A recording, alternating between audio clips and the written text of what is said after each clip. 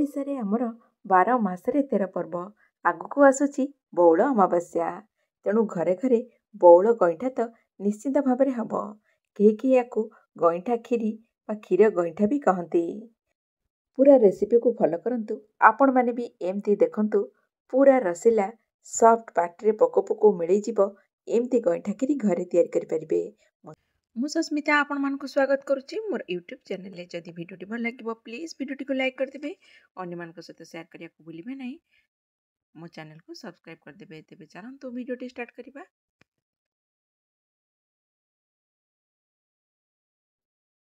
ଏଠି ମୁଁ ବାସୁମତୀ ଅରୁଆ ଚାଉଳ 100 ଗ୍ରାମର ନେଇଛି। ବାସୁମତୀ ଚାଉଳରେ କରିବେ ଟିକେ ଭଲ ଭାବରେ ବାସ୍ନା ଆସିବ, ଖାଇବାକୁ ଭଲ ଲାଗିବ। ଚାଉଳକୁ ପାଖାପାଖି 4 ଘଣ୍ଟା ପାଇଁ ଭିଜେଇକି ରଖିଦେଇଥିଲି। ତାକୁ ବ୍ଲେଣ୍ଡରରେ ନେଇଗଲି। ଅଳ୍ପ ପାଣି ପକେଇକି ଚାଉଳକୁ ଚିକ୍କଣ କରିକି ବାଟି ନେବା। ଚାଉଳ ବଟାକୁ ଗୋଟେ ଜାଗାରେ ମୁଁ କାଢ଼ିଦେଲା ପରେ ଏଇଥିରୁ 2 ବଡ଼ ଚାମଚ ଅଲଗା କାଢ଼ିକି ରଖିଦେବି, କାହିଁକିନା ଲାଷ୍ଟରେ ଏଇଟା କାମରେ ଆସିବ। ମନ କରିକି କାଢ଼ିକି ରଖିନେବେ। ଗୋଟେ କଡ଼େଇ ନେଇଛି। କଡ଼େଇରେ ମୁଁ ପକେଇଦେଲି 3/4 କପ୍ ପାଣି, ମାନେ ଗୋଟେ କପ୍ରୁ ଟିକେ କମ୍ ପାଣି, ବେଶୀ ଦେବାନି, ବହୁତ କମ୍ ପାଣି ୟୁଜ୍ କରିବେ। ପାଣିରେ ପକେଇଦେଲି ଅଳ୍ପ ଟିକେ ଲୁଣ, 1/4 ଟିସ୍ପୁନ୍ ପାଖାପାଖି ଲୁଣ ପକେଇଛି। 2 ବଡ଼ ଚାମଚ ମୁଁ ଚିନି ପକେଇଦେଲି। ପାଣିଟାକୁ ଫୁଟିବାକୁ ଛାଡ଼ିଦେବା। ପାଣି ଦେଖନ୍ତୁ ଫୁଟିଲା ପରେ ଯେଉଁ ଚାଉଳଟାକୁ ବାଟିକି ରଖିଥିଲେ ତାକୁ ଭଲ ଭାବରେ ଚାମଚରେ ଆଗେ ଗୋଳେଇ ଦେବା, ତାପରେ ସେ ପାଣିରେ ପକେଇବା। ଭଲ ଭାବରେ ଏମିତି କଣ୍ଟିନ୍ୟୁଅସଲି ଗୋଳାନ୍ତୁ। ଗୋଳିଲା ପରେ ଦେଖିବେ ଏଇଟା ପୁରା ଥିକ୍ ହେଇଯିବ ଆଉ କଡ଼େଇରୁ ଛାଡ଼ି ଯିବ। ପ୍ରଥମ ଆପଣଙ୍କୁ ଲାଗୁଛି ନା ପାଣି ପାଣି, କିନ୍ତୁ ପୁରା ଥିକ୍ ହେଇଯିବ। ଦେଖିବେ ପାଣିଟା ମଲା ପରେ ଏକଦମ ଦେଖନ୍ତୁ ଜନ୍ତୁଣି ରେଡ଼ି ହେଇଗଲା। ପୁରା ପରଫେକ୍ଟ ହେବ, ସଫ୍ଟ ହେବ। ଦେଖନ୍ତୁ ଆଉ ଜନ୍ତୁଣିଟା ଦେଖନ୍ତୁ କେତେ ବଢ଼ିଆ ଭାବରେ ନରମ ହେଇଛି। ଉପରେ ଏମିତି ଗୁଳା କରିକି ଦେଖିବା, ଯଦି ବଢ଼ିଆ ଭାବରେ ଏମିତି ଗୁଳା ହେଇଯାଉଥିବ ଜାଣିବେ ଯେ ଜନ୍ତୁଣିଟା ଏକଦମ ପରଫେକ୍ଟ ହେଇଛି। ଏଟାକୁ ସାଇଡ଼ରେ ରଖିଦେବା। ଏଠି ମୁଁ ନେଇଛି 1 ଲିଟର ଫୁଲ୍ ଫ୍ୟାଟ୍ ମିଲ୍କ। କ୍ଷୀରଟାକୁ ଗରମ ହେବାକୁ ଛାଡ଼ିଦେବି ପାଖାପାଖି 7ରୁ 8 ମିନିଟ୍ ପାଇଁ। କ୍ଷୀରଟା ଯେମିତି ଭଲ ଭାବରେ ଫୁଟିଯିବ। ତା ଭିତରେ ଜନ୍ତୁଣିଟା ଥଣ୍ଡା ହେଇଗଲାଣି। ଜନ୍ତୁଣିଟାକୁ ଭଲ ଭାବରେ ମୁଁ ଚକଟି ଦେଉଛି। ଯେତେ ବଢ଼ିଆ ଭାବରେ ଏମିତି ଚକଟିବେ ନରମ କରିକିନା, ଦେଖିବେ ଯେଉଁ ଗଇଁଠା କ୍ଷୀରି ବନେଇବେ ନା ସେଟା ପୁରା ବଢ଼ିଆ ଭାବରେ ସଫ୍ଟ ହେବ ଆଉ ପାଟିରେ ପୋକ ପୋକ ମିଳେଇଯିବ। ଟାଣ ରହିଲେ ଦେଖିବେ ନା ଜମା ଖାଇବାକୁ ଭଲ ଲାଗିବନି। ତେଣୁ ହାତରେ ଟିକେ ଟିକେ ପାଣି ଲଗେଇକି ଜନ୍ତୁଣିଟାକୁ ଭଲ ଭାବରେ ନରମ କରିକି ଚକଟି ନିଅନ୍ତୁ। ଯଦି ପାଣି ବେଶୀ ଦରକାର ଦେବେ, ନହେଲେ ହାତରେ ଖାଲି ପାଣି ଲଗେଇକି ଚକଟି ନେବା। ଦେଖନ୍ତୁ ମୁଁ ଗୁଳା କରିକି ଦେଉଛି। କେତେ ବଢ଼ିଆ ଭାବରେ ହେଇଛି ଜନ୍ତୁଣିଟା, ଏକଦମ ସଫ୍ଟ ହେଇଛି। ଏମିତି ଗୋଲ ଗୋଲ କରିକି ଗୁଳା କରିନେବା। ହାତରେ ଟିକେ ତେଲ ଲଗେଇ ଦେଇକି ଦେଖନ୍ତୁ ମୁଁ ଏମିତି ଗୁଳା କରି ନେଉଛି। କୌଣସି ବି ସେପ୍ର ଆପଣ ବନେଇ ପାରିବେ। ମୁଠି ଗୋଲ ବି କରିପାରିବେ, ଚାହିଁଲେ ବି ଏମିତି ଲମ୍ବା ବି କରିପାରିବେ। ଆପଣଙ୍କୁ ଯେଉଁଟା ପସନ୍ଦ ଆପଣ ସେଇ ସେପ୍ରେ କରିନିଅନ୍ତୁ। ଏମିତି କରିକି ମୁଁ ସବୁ ଜନ୍ତୁଣି ଗୁଡ଼ାକୁ ଗଢ଼ି ନେଇଛି, ଗଇଁଠା କରିନେଲି। ଦେଖନ୍ତୁ ତାକୁ ସାଇଡ଼ରେ ରଖିଦେବା। ଏଠି ଦେଖନ୍ତୁ କ୍ଷୀର ପାଖାପାଖି 7ରୁ 8 ମିନିଟ୍ ଭଲ ଭାବରେ ଫୁଟିଗଲାଣି। ମଝିରେ ମଝିରେ ଟିକେ ଟିକେ ଘାଣ୍ଟି ଦେଉଥିବେ। ଯେଉଁ ସରଗୁରା ସାଇଡ଼ରେ ଲାଗିଯାଉଛି ତାକୁ ଭଲ ଭାବରେ କ୍ଷୀରରେ ମିଶାଇ ଯାଉଥିବେ। ଦେଖନ୍ତୁ ଏଇ ଷ୍ଟେଜ୍ରେ ଆମେ କ'ଣ କରିବା ନା, ଏଠି 2ଟା ତେଜପତ୍ର ପକାଇଦେଲି ଫ୍ଲେଭର ପାଇଁ।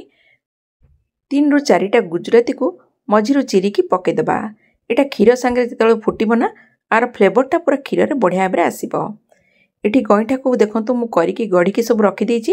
ଏଇ ଷ୍ଟେଜ୍ରେ ଏଇଟାକୁ ପକାଇ ନେବା, କାରଣ କ୍ଷୀର ସାଙ୍ଗରେ ଏଇଟା ଆହୁରି 7ରୁ 8 ମିନିଟ୍ ପାଇଁ ଫୁଟିବାକୁ ଛାଡ଼ିବା। ତେଣୁ କ୍ଷୀରକୁ ମୁଁ ବେଶୀ ସମୟ ଫୁଟେଇଲିନି, 7ରୁ 8 ମିନିଟ୍ ପାଇଁ ପ୍ରଥମ ଫୁଟେଇ ଦେଇଥିଲି। ତାପରେ ପକାଇଲା ପରେ ପୁଣି ଆଉ 5ରୁ 7 ମିନିଟ୍ ପାଇଁ ପୁଣି ଫୁଟିବାକୁ ଛାଡ଼ିଦେବା। ତା ଭିତରେ ଏଇଟା କ୍ଷୀର ଗଇଁଠା ଯେଉଁ ପକାଇଲେ ନା, ସେ କ୍ଷୀରରେ ଫୁଟି ଫୁଟିକି ସେଇଟା ନରମ ହେଇଯିବ ଆଉ ତା ଭିତରେ କ୍ଷୀରଟା ବି ବହଳିଆ ହେଇଯିବ। ଏଟାକୁ ମୁଁ କଣ୍ଟିନ୍ୟୁଅସଲି ଏମିତି ମଝିରେ ମଝିରେ ଟିକେ ଟିକେ ଘାଣ୍ଟି ଦେଉଥିବି ଆଉ ଫୁଟିବାକୁ ଛାଡ଼ିଦେବି। ଏଠି ଆମେ ପକାଇ ନେବା 1/4 ଟିସ୍ପୁନ୍ ଲୁଣ। ଚିନି ପକାଇଦେଲି 5ରୁ 6 ବଡ଼ ଚାମଚ। ମିଠା ଆପଣଙ୍କର ପସନ୍ଦ ହିସାବରେ ଆପଣ କମ୍ ବେଶୀ କରିପାରିବେ। ମୁଁ ଏଠି 5 ବଡ଼ ଚାମଚ ପକାଇଛି। ସେଥିରେ ଆମେ କାଜୁ ଆଉ କିସମିସକୁ ଭାଜିକି ପକାଇବା। ତେଣୁ ମୁଁ ଗୋଟେ ସାଇଡ଼ରେ କାଜୁ କିସମିସକୁ ଭାଜି ନେଉଛି। ଭାଜିକି ସାଇଡ଼ରେ କାଢ଼ିକି ରଖିନେବା। ଲାଷ୍ଟରେ ଏଇଟା ପକାଇବା, ତେଣୁ ଭାଜିକି ରଖିନେବା ଆଗେ। ତା ଭିତରେ ଦେଖନ୍ତୁ କ୍ଷୀରଟା ଫୁଟିକି ପାଖାପାଖି 7ରୁ 7 ମିନିଟ୍ ପାଖାପାଖି ହେଇଗଲାଣି। ଏଠି ମୁଁ ନେଇଛି 2 ବଡ଼ ଚାମଚ ମିଲ୍କ ପାଉଡ଼ର। କୌଣସି ବି ବ୍ରାଣ୍ଡର ନେଇପାରିବେ, ଅମୁଲ ବି ନେଇପାରିବେ। ଏଥିରେ ଟିକେ ହାଲକା ଉଷୁମ କ୍ଷୀର ପକାଇକି ଭଲ ଭାବରେ ଗୋଳେଇ ଦେବା। ଗୋଳେଇକି ଆମେ ଏଥିରେ ପକାଇ ନେବା। पकईदेला ये मु किछि नड़िया कोरा नहीं नड़िया कोरा भी पकई नहीं पाखापाखि अधा गिना मु नड़िया कोरा पकई नेली। मु आगुरु कही ना 2 बड़ चामच मु चाउल जो बाटिक रखी मु बाहर करके रखी से चाउल बटारू 2 बड़ चामच पकई नबा। एटा मन करके काढ़ी रखिबे। एटा पकेवा फल ना क्षीरटा ठीक हम जमी पानी पानी लगुच किसी समय फुटिला पर देखिए ना बहलिया हो ता टेक्सचर देखिए आपन को जना पड़ जाव।